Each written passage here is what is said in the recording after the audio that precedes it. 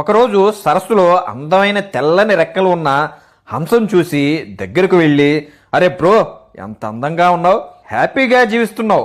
దానికి హంస నవ్వుతూ ఇలా అంది, ఏదో జీవిస్తున్నానులే, అయినా నాకన్నా అందమైన ఆ చిలకంత కాదులే అని హంస అనగానే కాకి ఎగురుకుంటూ చిలక దగ్గరికి వెళ్ళి చిలకని ఇలా అడుగుతుంది, అరే చిలక మామ, ఏం అందం నీది? వెంటనే చిలక, నేను అందగాడినే, కానీ నెమలిని మించిన అందం ఏం కాదులే. కాకి ఆ మాట వినగానే వెంటనే ఎగురుకుంటూ నెమలిని చూడడానికి వెళ్తుంది. అడవి మొత్తం ఎగురుతూ నెమల కోసం వెతుకుతుంది, ఎక్కడా కనిపించదు.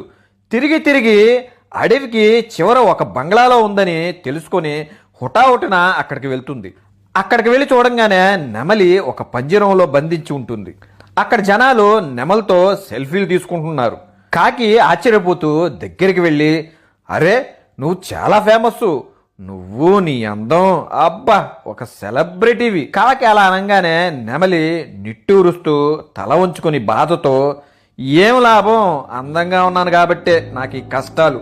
నువ్వు చూడు, నిన్ను ఎవరైనా పట్టించుకుంటారా? నీకు ఇష్టమైంది తింటావు, ఇష్టమైన చోటుకి ఎగురుకుంటూ వెళ్తావు, నీ జీవితం నువ్వు జీవిస్తావు.